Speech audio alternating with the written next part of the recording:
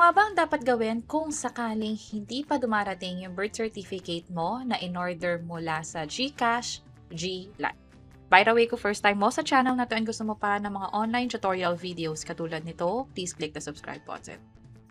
Gamit ko ngayon yung phone ko and dito sa Explore the app, lipat nyo lang pakaliwa pa kanan hanggang sa mahanap yung GLife. Hindi siya kasi agad nakikita. Katulad nito, i-tap lang yan.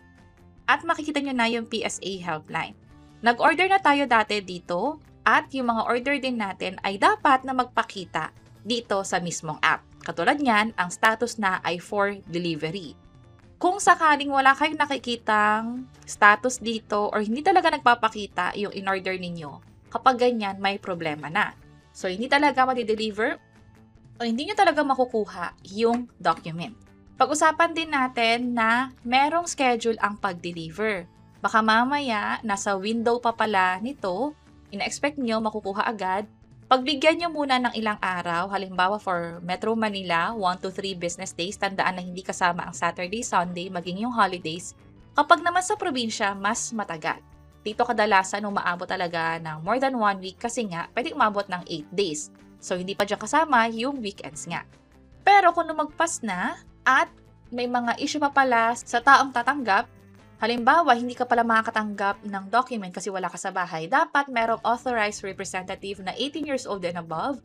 Dapat tama din yung address na nilagay mo doon sa pag-order mo sa GCash at meron ding valid ID.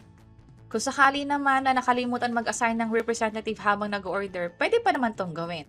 Ang sabi dito, pwede raw sa GLife PSA helpline. Pero para sa akin, mas madali yung sinend nilang link via email. Nagkakaroon kasi ako ng error kapag sa GLife nag-a-assign ng authorized representative.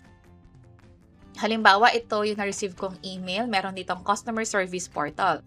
Diyan, ma-access nyo yung details about sa order ninyo. Kung kaninong birth certificate iyon, saan i-deliver, at andito yung authorized person to receive. I-click nyo lang tong change APR. At mula dito, pwede nang i-assign kung sino ba yung tatanggap ng document. So at least kampante kayo kung sakaling wala kayo sa bahay o aalis talaga kayo ng mga ilang araw, mag-assign na ng representative na pwedeng gawin online nga. Lastly, katulad ng pinakita ko kaagad, ito yung possible na issue. Nabawasan ka nga sa transaction history mo, ibig sabihin na charge yung GCash app mo ng 365 o kung magkano man yung document. Yun pala, katulad na pinakita natin kanina, wala sa GLife yung transaction. Kapag ganyan, mag-request na ng refund sa GCash mismo. Or ipa-investigate din sa kanila para eventually, pwedeng ma-refund sa inyo yung amount.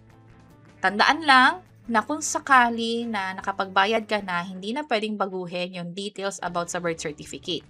Ang pwede lang baguhin is kung sino yung tatanggap. Pero, yung may-ari ng dokumento o kung ano man yung details tungkol dun sa birth certificate, marriage certificate, or SENOMAR, as is na yon.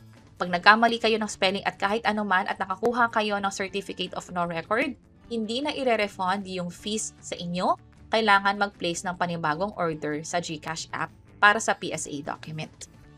At kung sakali na nakapag-assign na kayo ng authorized representative, lagpas na sa 8 days, wala pa din, 8 business days, mas maganda na tumawag na mismo sa PSA helpline. Bukas sila ng Monday to Saturday, 8 a.m. to 5 p.m. maliban kung holidays. Or pwede rin mag-email sa kanila, help@psahelpline.ph.